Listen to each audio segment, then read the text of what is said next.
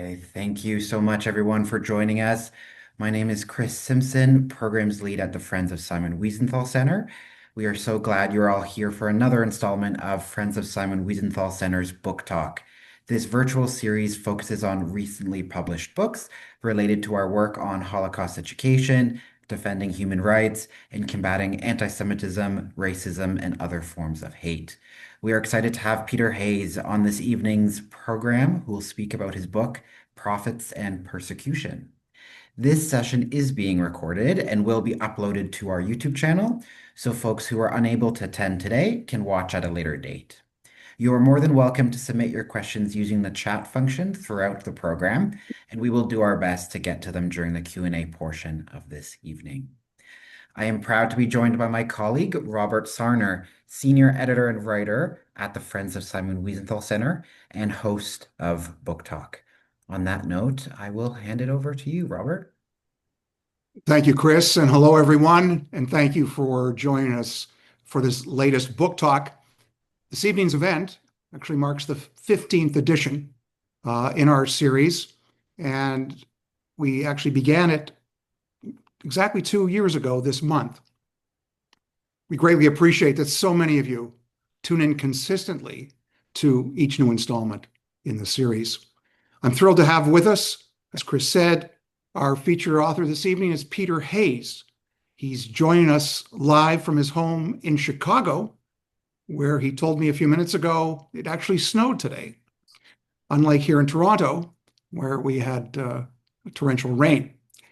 With Peter, I'll be discussing his enlightening book, Prophets and Persecution, whose subtitle is German Big Business in the Nazi Economy and the Holocaust.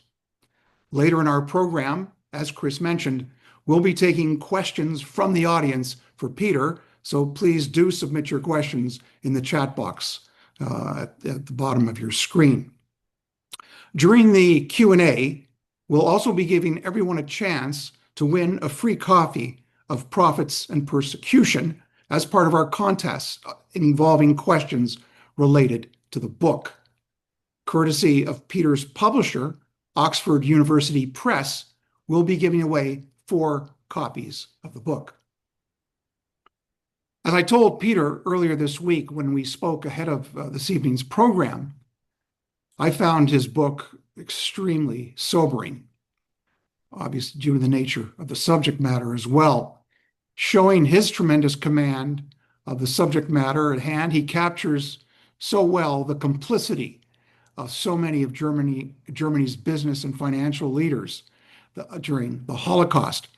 In particular, Peter does a masterful job of documenting the process by which German corporations became increasingly involved with the German Nazi regime. He shows how most of them, for reasons of self-interest or ideology, or even both, seem to have little trouble collaborating with Hitler and his ilk. The book is only about 160 pages in length, but believe me, Peter packs a lot of information and explanation covering the period before, during, and right after the Holocaust. Now, for those of you not already familiar with this evening's featured author, I'm going to read a brief bio, which will help you get to know him better. Specializing in the study of the Holocaust and the history of Nazi Germany, historian Peter Hayes is emeritus professor at Northwestern University, where he taught for 36 years and won several awards as an educator. The recipient of numerous research fellowships, Peter has served on the academic boards of multiple professional societies and Holocaust memorial sites, including as chair of the academic committee of the United States Holocaust Memorial Museum. He's written numerous Holocaust-related books, including Lessons and Legacies, The Meaning of the Holocaust in a Changing World, which was published in 1991. His work has won several prizes and has been translated into numerous languages, and he's been featured in many documentary films. Based in Chicago and holding several degrees, including from Yale and Oxford, Peter lectures widely on Holocaust history in the United States and abroad.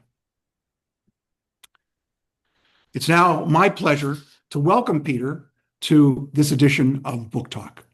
Thank you, Robert. It's a pleasure to be here. Thank you for taking an interest in my book. Well, I'm glad I did, and I hope our viewers will share that sentiment. As I often say when it comes to books about the Holocaust, as much as I may think I know a lot about the subject, there's a lot I learned, Peter, in reading your book.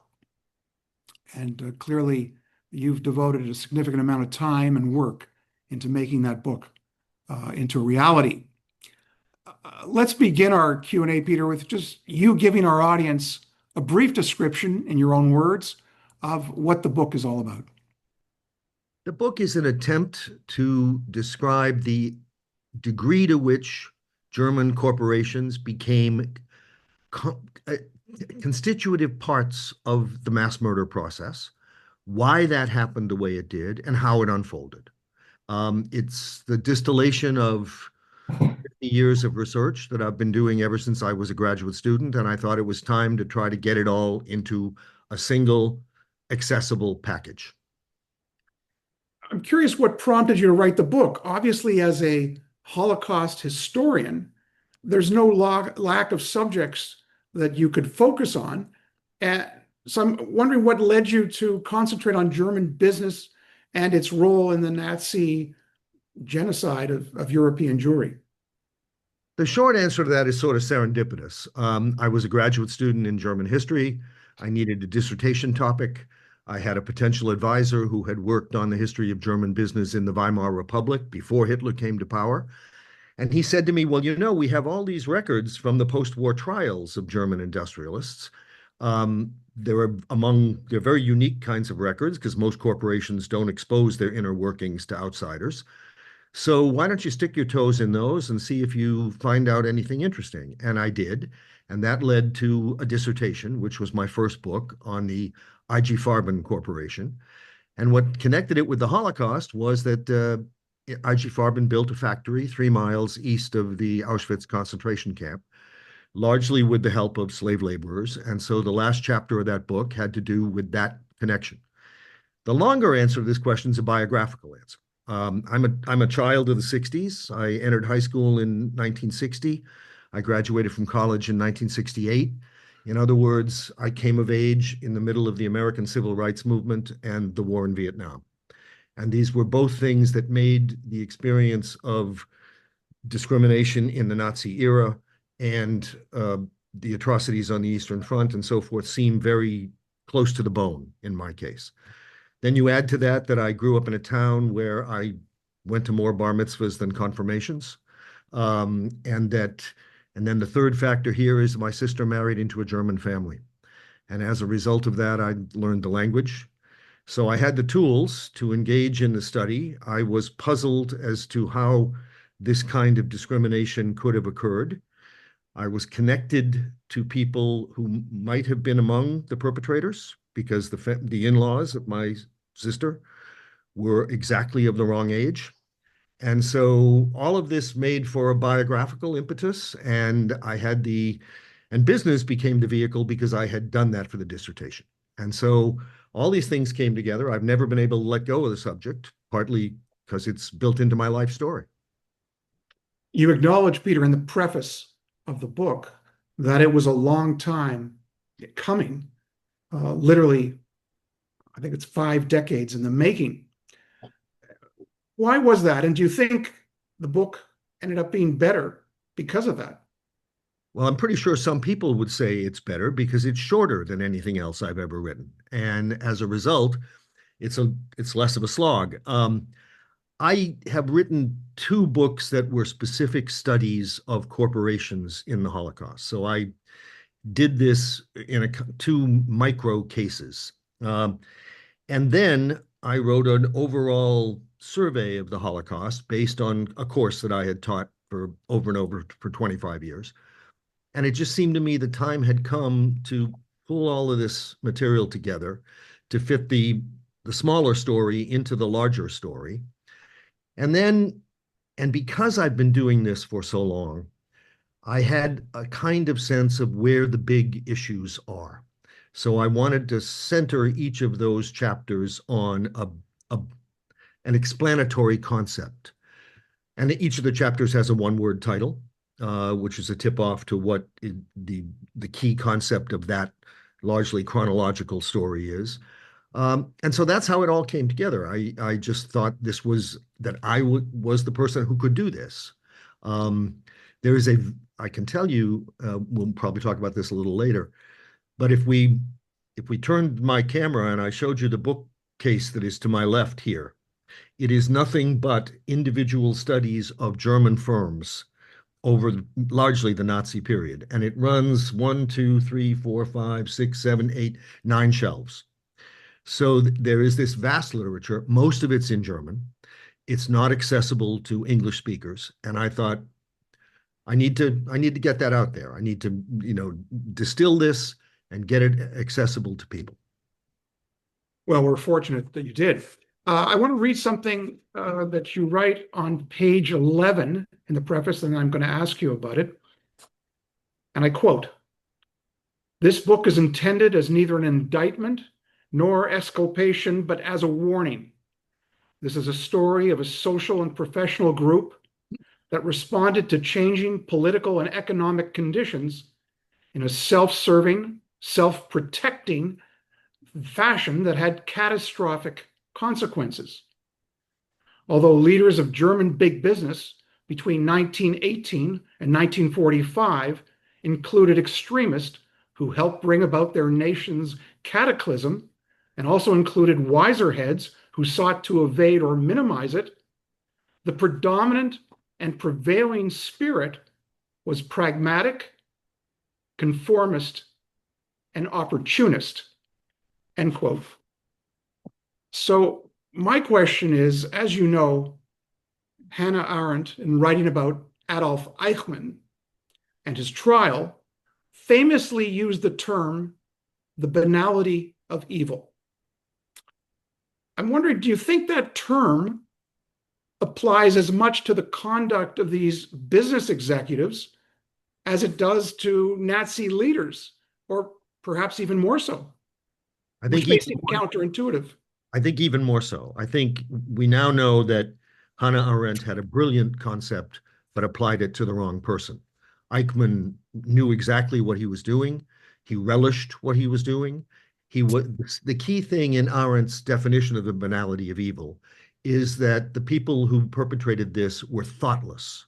That is, they could not think about the consequences to other people of what they were doing. They were totally focused on themselves. Well, Eichmann knew the consequences. He enjoyed the consequences. You can read the transcript of his conversations with the Hungarian Jewish leaders, and he reveled in the misery he was causing.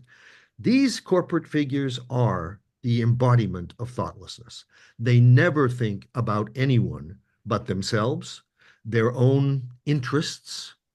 They regard interests as things rather than definitions. All interests are something that we construct. We say, this is what I need to do because these are the objectives I want to reach. Well, if the objectives are purely self-interested, then you will construct your course of action differently from if you take into account the consequences for the people on the receiving end of your actions. And these corporate executives never do that. They are always thinking about, we tend to say nowadays the bottom line. That's a little reductive.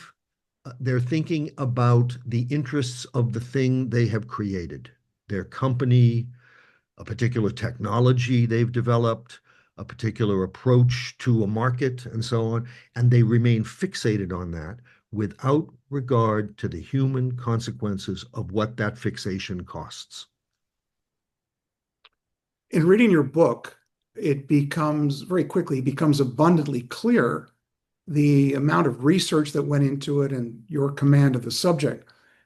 And I'm wondering, in the process of writing the book, researching it, even though you mentioned earlier that you'd previously written a somewhat related book, I'm wondering, did you learn anything that surprised you And I'm wondering, what did you discover that had made the biggest impact on you?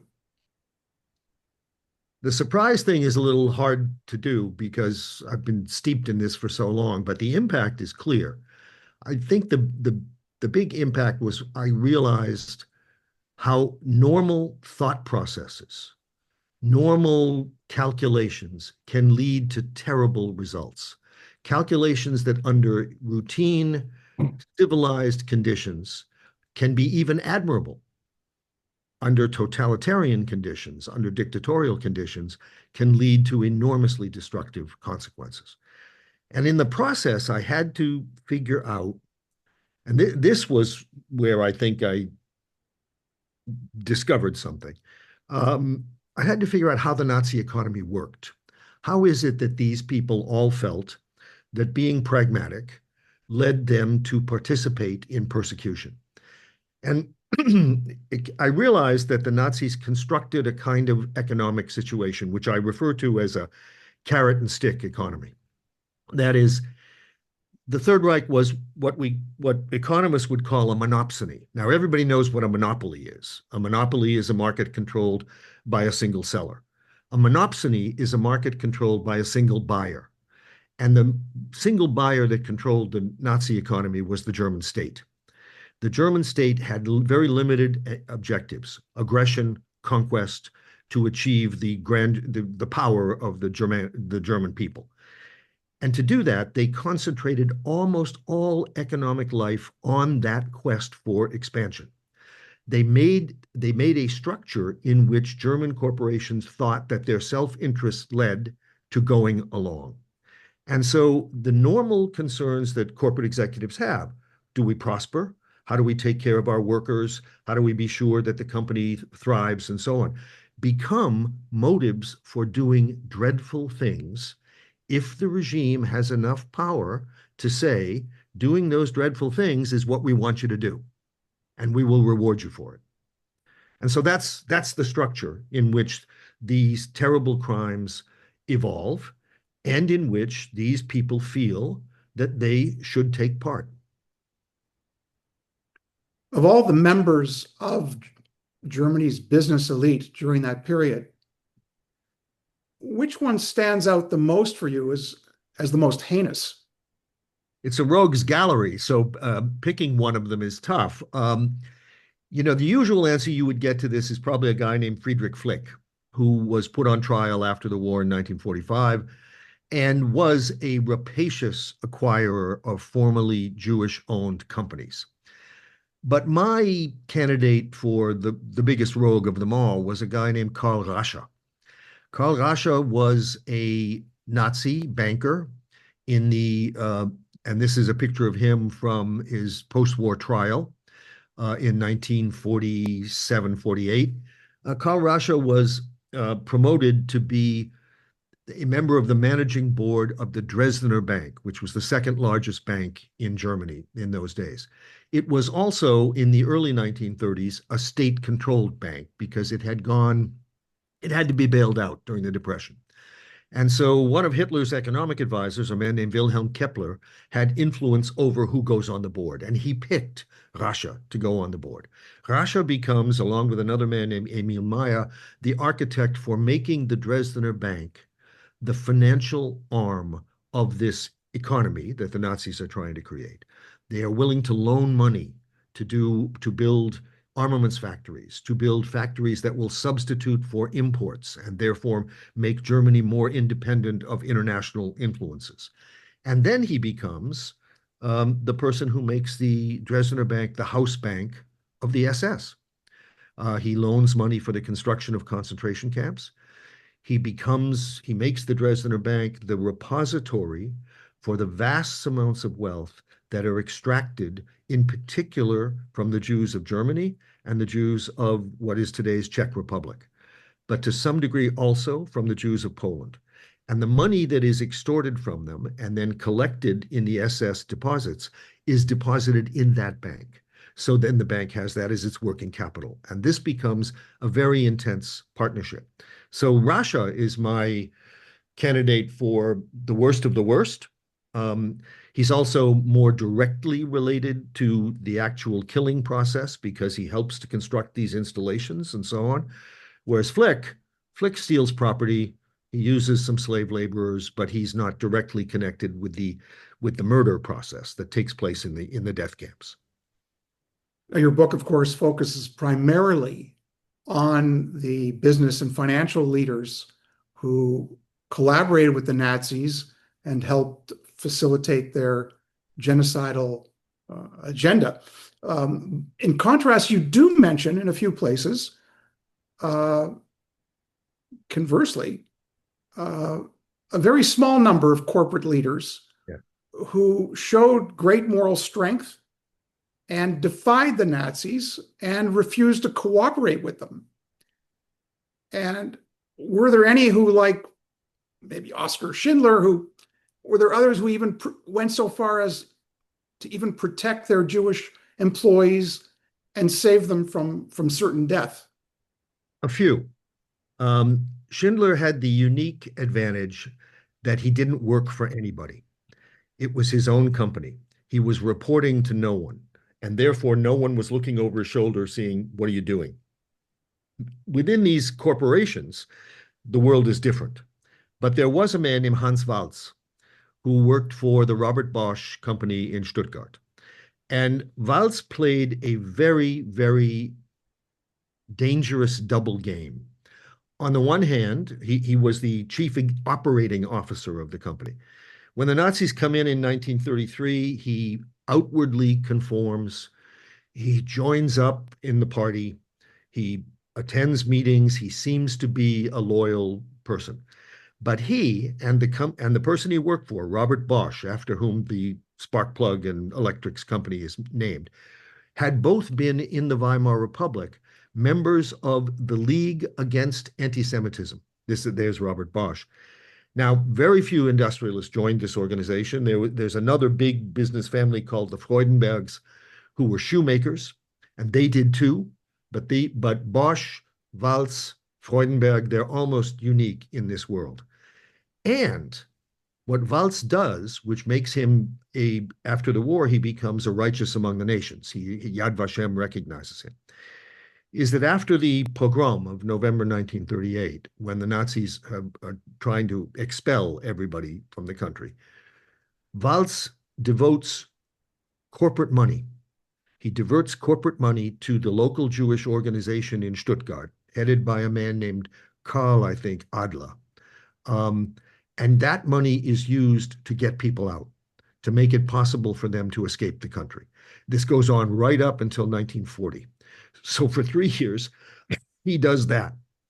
And this is what he's recognized for and so forth. Then, after that, he tries, some of the people in his circle are in the fringes of the German resistance movement that leads to the attempt to assassinate Hitler. He's almost unique in this world. And again, as I said, he plays a double game because he outwardly conforms. At the tail end of the war, Robert Bosch does not take concentration camp inmates. It doesn't even take very many forced laborers, but it has subsidiaries that are producing armaments that do. So even Walz's record is a little bit shaded there. The other example is a man named Bertolt Beitz, who worked for Krupp. He was a very junior person back in those days. He ran a oil drilling operation out in occupied Poland. He also was recognized after the war as a righteous among the nations. He kept his laboring force. He had about 1,000 Jewish inmates who were working for the company. He kept them protected from deportations. He even showed up when some of them had been rounded up to put on a train. He showed up at the railroad station and pulled them off the boxcars and did all of that. But as an illustration of what difference it made being in an organization as opposed to Schindler, who had his own operation, is when it finally came that the SS were determined to take all those workers away, he could not stop it. And so all he could do was tell them, go hide. He tipped them off. The SS is coming. Disperse, go to the forest, do anything you can. And so these are the rare examples of good guys who recognize that this was an evil operation that was going on, but even their possibilities were limited. keeping with this unfortunately small source of light amid all this darkness, I want to ask you about someone else that you touch on in the book, who obviously was a rare exception and a heroic one at that. Um, Edward Schulte, and the way he responded to the actions of the Nazi regime. And I'm sure that our audience will be fascinated to learn what he actually did. I would imagine most of our audience probably are not familiar with his name and what he actually did during the war. Well, if you want to know more about Edward Schulte, there is a wonderful book about him called Breaking the Silence by Richard Brightman and Walter Laqueur. And it was probably published maybe 25 years ago, which tells the whole story. In a nutshell, the story is this. He was the chief executive of a company called Georg Freundliches Erben, which was a mining company in Silesia. Silesia is the same province, and in fact, he had mines that were very close to the Auschwitz concentration camp. He had a underling, I think it was his second in command in the company, who was very close to the Nazi Gauleiter of that region. And the Gauleiter was in on the preparations for the gassings at Auschwitz. The Gauleiter said some things that from which Schulte could deduce what was about to happen. And because Schulte was the head of this big company, he was allowed to go back and forth into Switzerland to make business deals and so forth. He made contact with Allen Dulles, who was the head of the OSS, the forerunner to the CIA of the United States in Bern, in the capital of Switzerland. And he said to him in early 1941, the Nazis intend to massacre the Jews of Europe. They are going to do it with prussic acid. Prussic acid is a chemical term for what becomes Zyklon, the gas that was used at Auschwitz and also at Majdanek to kill people, not at the other camps. So he tips this off. It takes something like 6 months for this information to get from Bern to Washington, D.C., and to be recognized. Along with the Regner telegram, it's the very important source that provides us with information about what's about to happen. So Schulte did this at great risk. He also, to his own life, he also reported, because he was knowledgeable of the war effort, he reported about German troop movements in the invasion of the Soviet Union in 1941.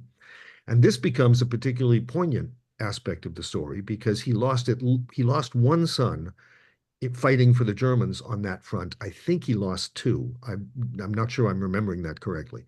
So he does this, and he goes back and forth. He keeps going back and forth from 1941 to 43 into Switzerland with information about the German war effort and about the Holocaust.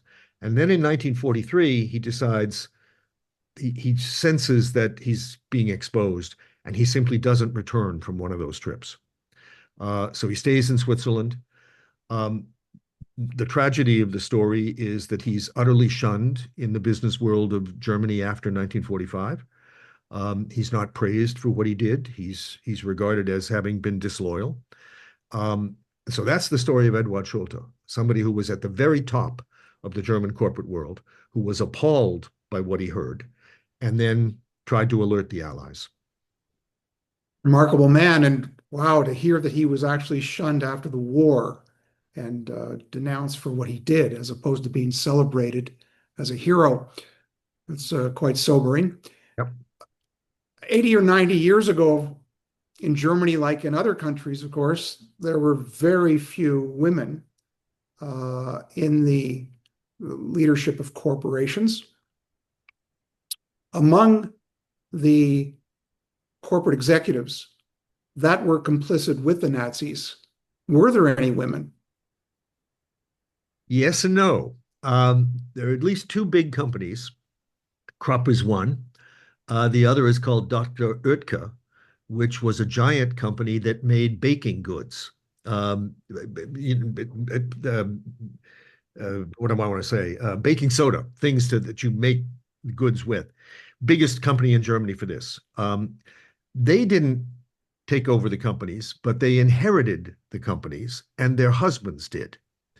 And so what happens is that, and in the case of the Dr. Oetker, it's a man named Kasalowski, and he is a particularly pro-Nazi figure. There's no sign that Mrs. Kasalowski, born Oetker, was resistant to any of the things he did and so forth.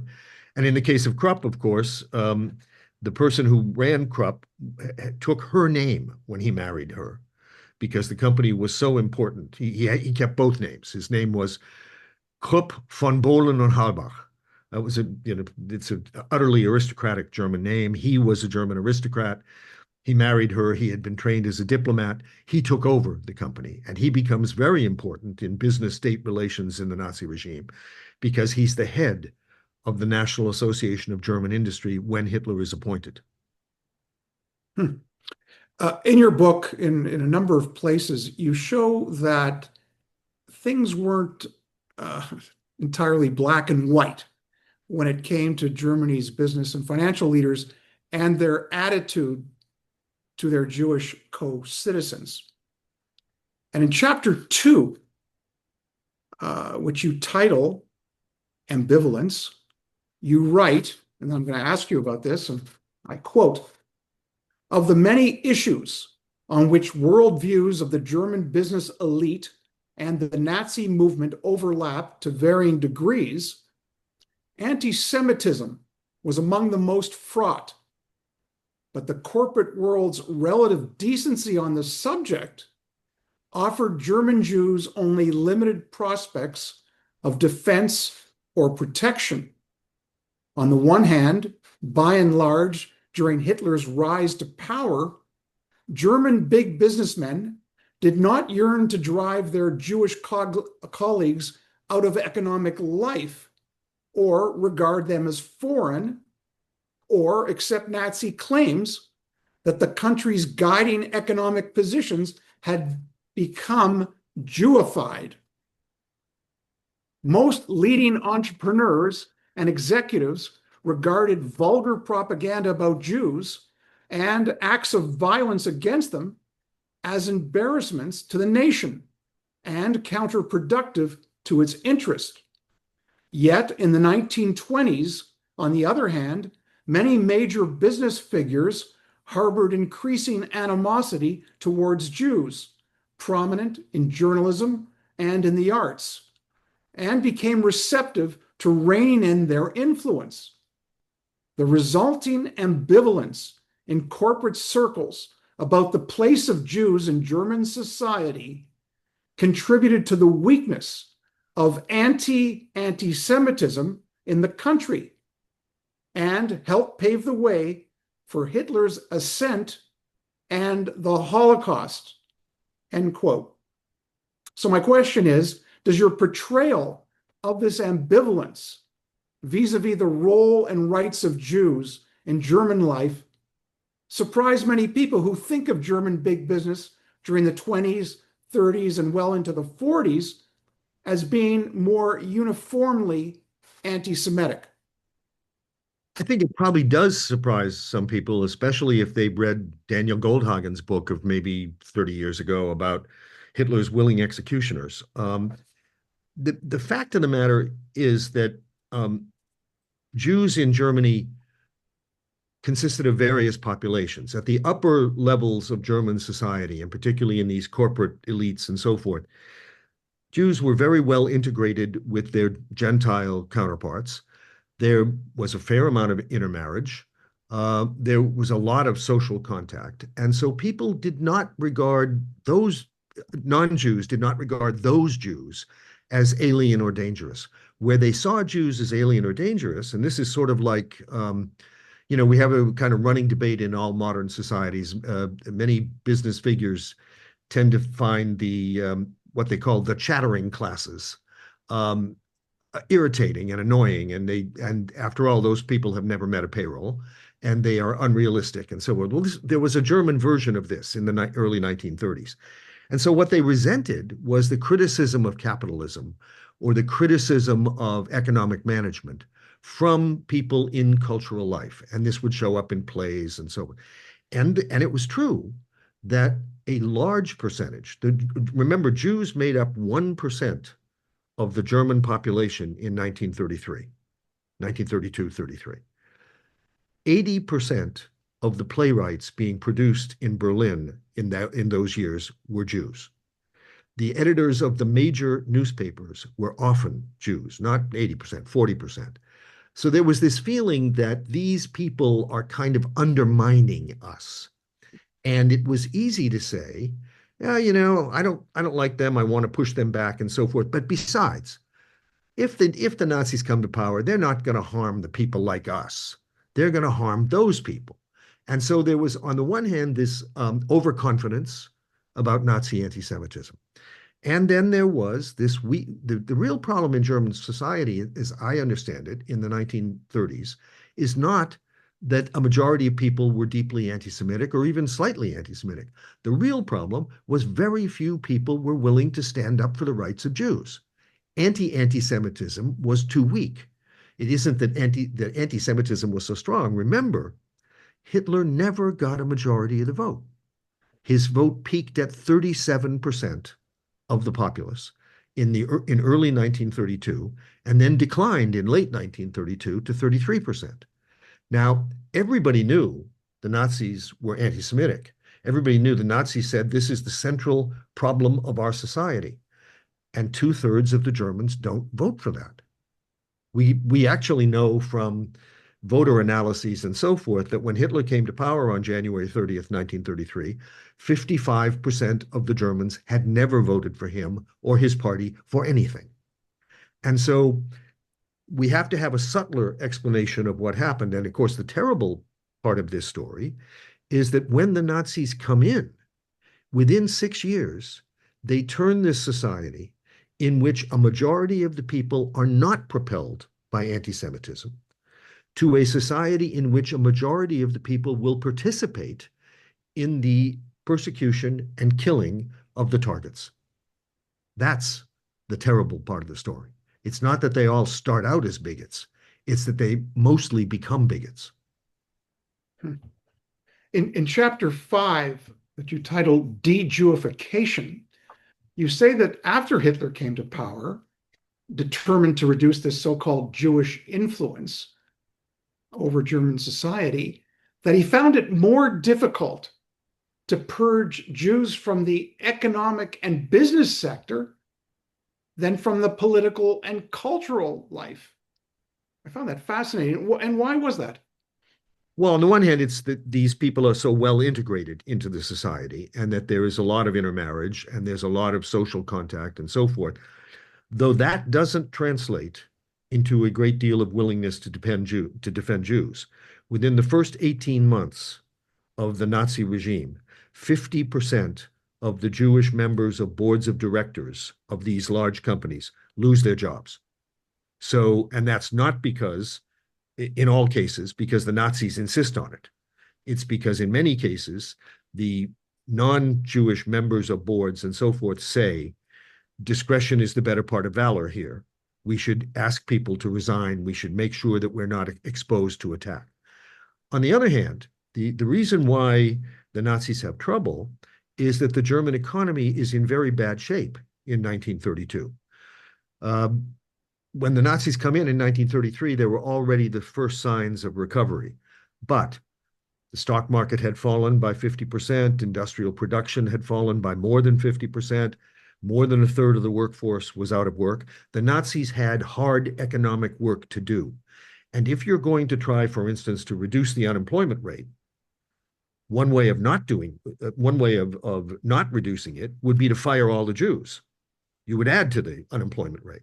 So you have this irony that in the early stages, they force out a lot of directors, and not too many people stand up for them. But the rank and file Jewish employees of companies are important. They're important to the revival of those companies and so forth. So it's in the self-interest of some of these companies to say, let's go slow about that. Let's not do this too fast. And that's the moderate position under the Nazis. That is, the extremists want to fire everybody and drive them out today.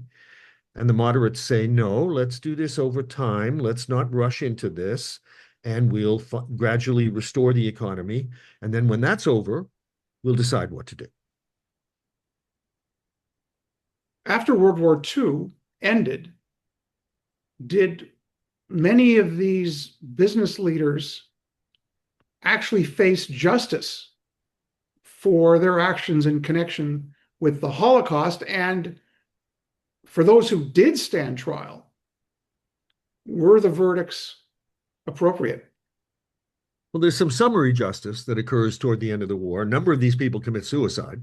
A number of them are killed in the final stages, including the two heads of the two chief people in the two divisions of the Siemens concern. The Soviets kill them when they get to Berlin.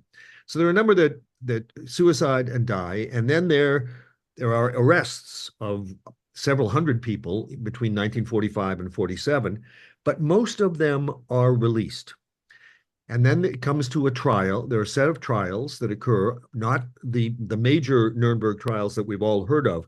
These are all done in the American zone by American judges. It's not an international operation.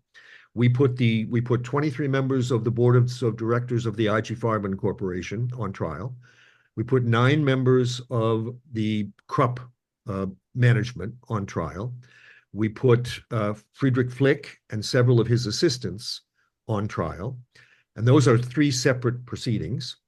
Then we have Karl Rasche, whom I referred to before, of the Dresdner Bank, and a man named Paul Pleiger, who heads a big steel and coal conglomerate called the Hermann Göring Werke. He's put on trial as part of another case. And then the French put a man named Hermann Röchling on trial. So there's a fair number of trials. There are a fair number of convictions. A majority of these people are convicted of something. Not a majority of the charges result in a guilty verdict, but a majority of the people are convicted for something. They all get out by 1951. The American High Commissioner in Germany decides that imprisoning these people is bad for the rehabilitation of German democracy and the restoration of Germany as part of the Western Alliance. He pardons them all. He releases them. Most of them go on to have flourishing careers of one kind or another. So there is a little bit of retribution in the most extreme way, the suicides and the shootings. These people are still put through the rigors of a trial. Some of them are under American authority for 6 years, from 1945 to 1951, but nobody serves more than 6 years. You write in the book, Peter, that for many years after 1945, as part of Germany's processing of its shameful past, that corporate executives, like German society in general, did their best to avoid any reckoning of their complicity in the Holocaust and deliberately concealed the truth. I'm wondering, how extensive was the stonewalling of these German corporations and blocking access to journalists and scholars seeking the truth, in fact, the information, the documents about what these companies really did during the war? It was virtually universal until the 1990s. The one exception was an operation in the Rhineland called the Gute Hoffnungshütte, GHH. They were a conglomerate that made machinery goods and coal and steel and so forth. And there was an archivist there who, in the 1970s, began to let people look at the record. And the record was enormous because the head of this company, Paul Reusch, wrote everything down and kept copies of all of his correspondence. And so you could follow it. But he's sort of shunted to the side in the Nazi era. He's more important in the 20s than he is in the 30s and 40s. He's ultimately pushed out of his job in 1942. So he's not totally revealing. I got into the records of the successor companies to IG Farben in the 1970s. That's Bayer, BASF, and then was called Höchst, which no longer exists. I get into those because there was a trial record. So there were a lot of documents that were already out there, and they saw no point in stonewalling. But almost every other firm I've mentioned, the Dresdner Bank said to me, "We have no records." That was a complete lie. They all said they had been bombed out during the war. In the 1990s, when they finally were forced to open up, they took a group of historians into a bunker in Berlin And in the bunker were all of their records from the Nazi era, uncatalogued, and basically said to these historians, sort them out. And so that was the attitude that most companies took. I was denied access. The second book I wrote about a chemical company was called Degussa. They no longer exist. They're called Evonik now. But Degussa was a close partner with a company called Henkel, which is still a very important international company, headquartered in Düsseldorf. They make detergents and cleaning agents and so forth. Henkel twice refused to let me in. Once in the 80s, once again when I was writing this book about Degussa in the year 2000. So the stonewalling was virtually complete.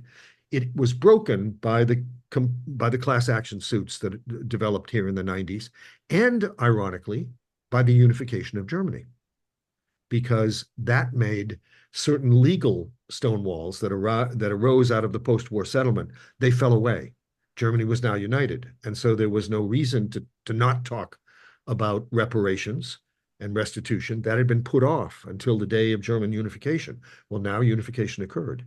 And so there were a whole series of things that opened up at that point, and the industrial archives have generally followed since then.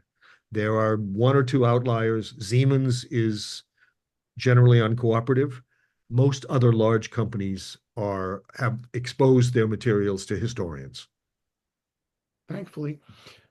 Finally, just a reminder to everybody that in a short while, we are going to be taking questions from the audience for Peter. So if you have something you would like to ask him, please write your questions in the chat box at the bottom of your screen. As part of the prevailing narrative after the war, you say that some of the companies, the guilty companies, actually tried to put forward the narrative that they were actually victims of the Nazis. Yeah. And I'm wondering, does that mythology still continue to this day?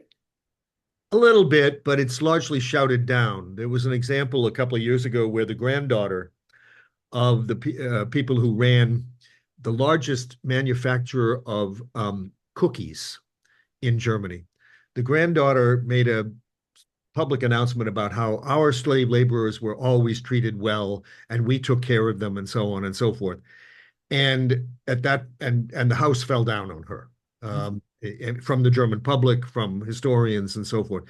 And then there is now a history of that company that shows the house should have fallen down on her.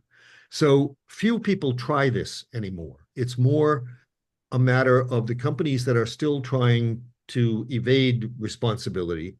Just keep a low profile. Don't say anything. Don't try to attract attention. I see. Before we take questions from the audience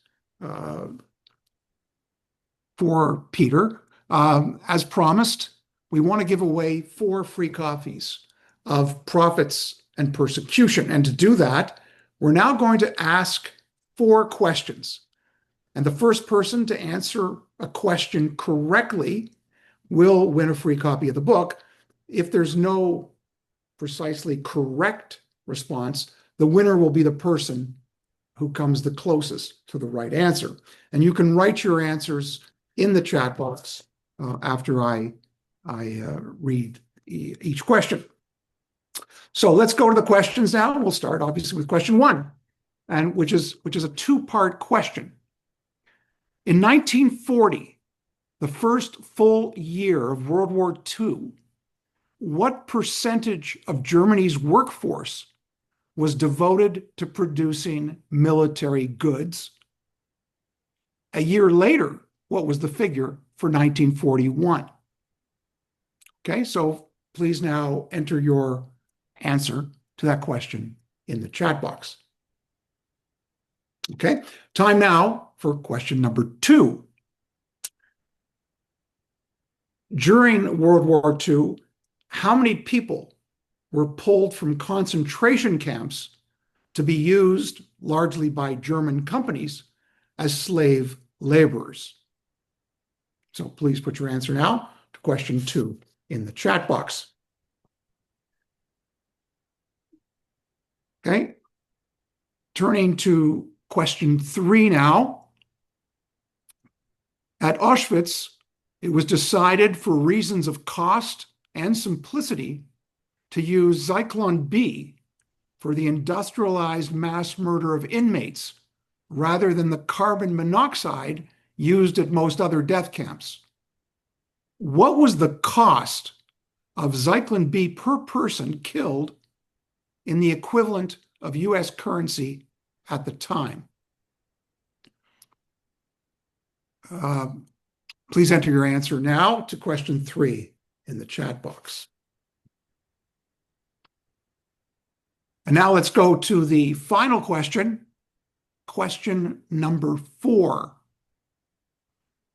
Among those in Hitler's inner circle, what is the name of the person who exerted dictatorial control over the German economy and oversaw the integration of German businesses into the Holocaust machinery of forced labor and expropriation? So please put your answer now to question 4 in the chat box. And you'll take another few seconds to put your answers. And I'm now going to read the correct answers for each of the 4 questions. So question number 1, okay, which you see in front of you on the screen. And here's the correct answer. On page 82 of Peter's book, he writes that in 1940, the proportion of Germany's workforce devoted to producing military goods was 50%, up from 22% a year earlier. In 1941, it reached 60%, which of course reflects the involvement of German corporations in that effort. Okay, question number 2, and here is the correct answer. So during the Holocaust, Germany developed one of the most extensive programs of conscripted and slave labor in world history. Much, if not most of it, used by German corporations. Approximately 1.5 million people were taken from concentration camps to work as slave laborers for German companies and the Nazi regime. Okay, now to question 3. Quite sobering, the subject matter here. This was a question about what was the cost for the poisonous substance that was used for the industrialized mass murder of primarily Jews at Auschwitz by the Nazis. So here's the correct answer. Distributed by a major German company, IG Farben, although they didn't really manufacture it, but they were the main distributors, Zyklon B proved an inexpensive murder weapon. On page 128 in Peter's book, he writes that the price of this deadly substance used to gas about 900,000 people at Auschwitz from 1942 to 1944 worked out at the time to about 1 US cent per corpse. Okay, and the answer to the final question, here is the correct answer. As a leader of the Nazi Party and one of the primary architects of the Nazi fascist state in Germany, Hermann Göring also exerted near absolute control over the German economy, including in the involvement of major companies in Nazi programs. Starting in 1936, he also directed industrial output toward rearmament and the exploitation of occupied territories, including slave labor. So we hope that you had a chance to put in your answers to the questions, and we look forward to going over all of your answers and then notifying the 4 winners in the next day or two. I've got to say here, I thought I was a hard exam giver. That's a tough test. Well, as you know, Peter, I took them all. That's all based on Yeah. information I took from your book. Yeah. So it's all derived. So assuming your book is a reliable source, Oh, yeah. that's what the answers are based on. Let's see, how are we doing for time? Well, okay. I had some more questions, but I think it's only fair because we're running out of time. We start taking questions from the audience as opposed to my remaining questions. And the first one I'm going to take actually is from someone who submitted his question for Peter a couple of days ago. We did invite people if they wanted to submit them by email. And Brad Frale submitted this question. And he wants to know, what was the role of Volkswagen during the Holocaust? Volkswagen is a pioneer in the use of concentration camp inmates. 19, up until 1943, very few German companies were willing to use camp inmates. This was partly because of the stipulations that the SS had laid down. They wanted the use to be in concentration camps, not at the factories. They wanted any people who were deployed to be used en bloc. They couldn't mix with any other workers and so forth. It was all very cumbersome. Volkswagen used its political influence with Hitler to get an allocation of slave laborers to the factory at what now is called Wolfsburg. It's a town that was created around the Volkswagen factory in the late 1930s.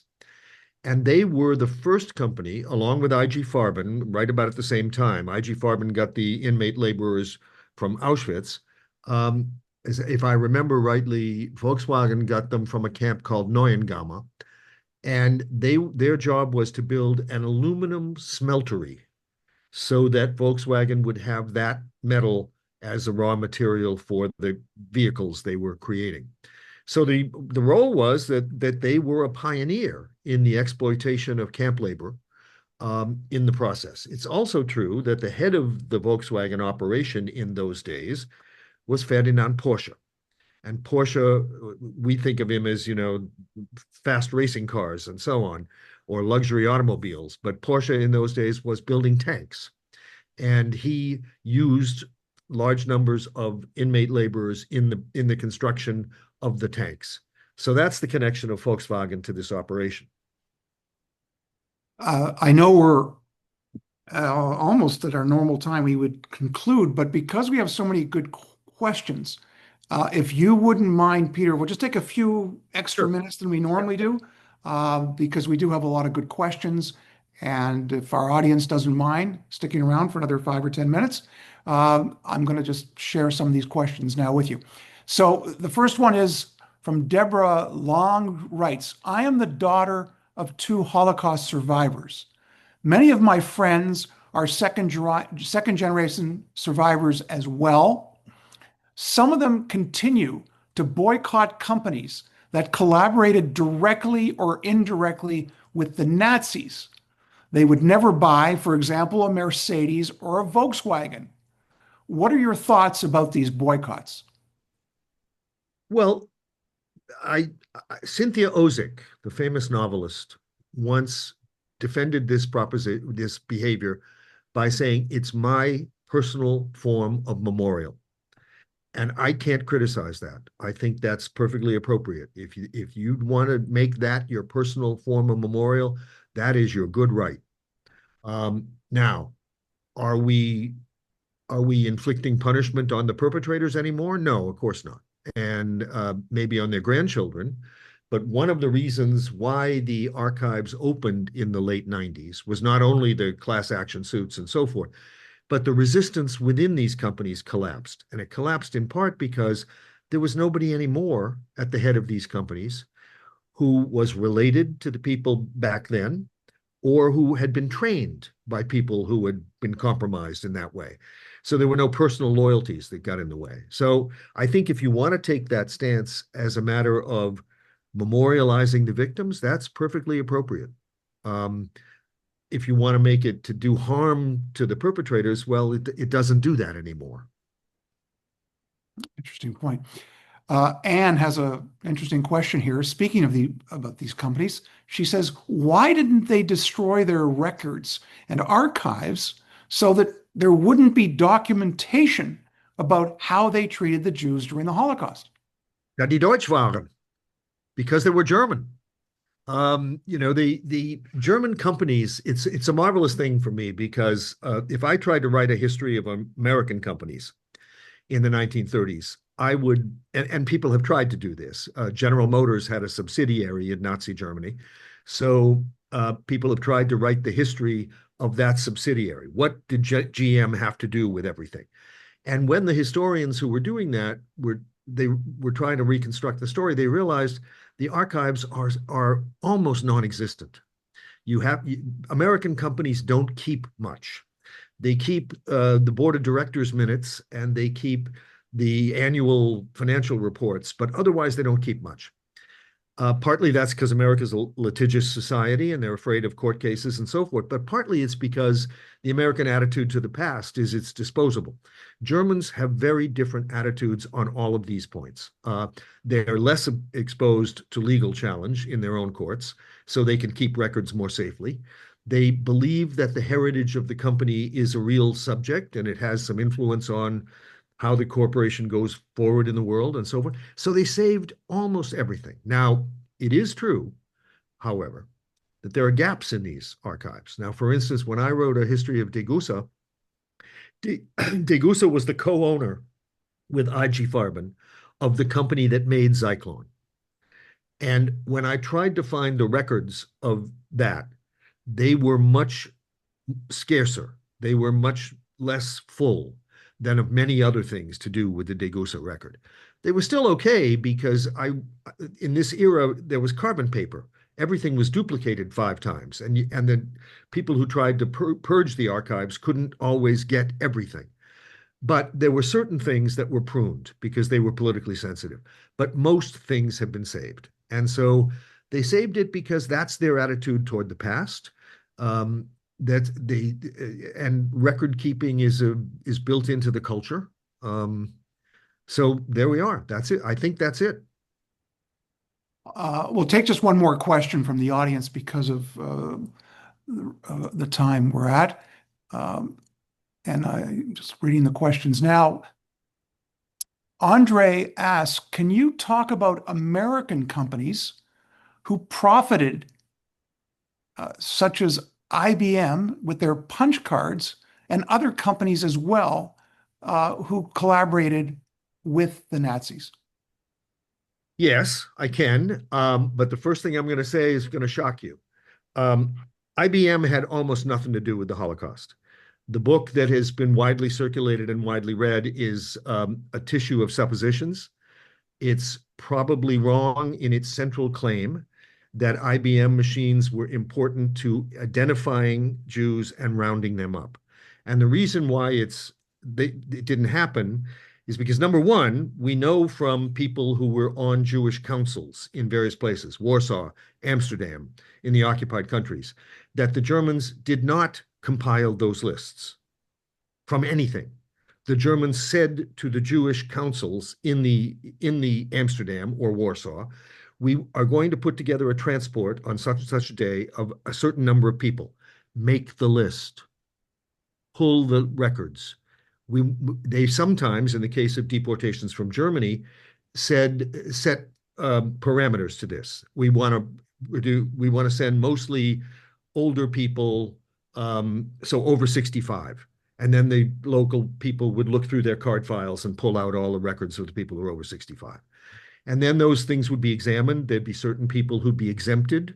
And then the remainder of those people were called to go to the transports. IBM machines were not used for this. They were not used to find people's addresses because financial records in Germany, you're identified in your tax records by your whether you're Catholic Protestant or Jewish. They knew from those, and they had the addresses from those. So that didn't happen. And then, of course, in Eastern Europe, remember, after the first months in the Warsaw Ghetto, there's no lists at all. The Germans just say 6,000 people have to show up at the Danziger Bahnhof tomorrow. And the local Jewish police rounded those people up. So IBM was not involved in that. That's been greatly exaggerated. Ford, Opel was the GM subsidiary. They all produced military goods during the war for the German regime. They made money doing that. It was all collected in bank deposits in 1945. And the American parent companies in 1948 and 49 took all that money. They did not give any restitution to the people who had worked on those sites and so forth. So the connection was at one remove. They didn't participate in the exploitation of people, but they collected the proceeds of the exploitation. We'll have to leave it there in terms of the questions. I'm sorry to those people who did pose questions that we don't have time to take.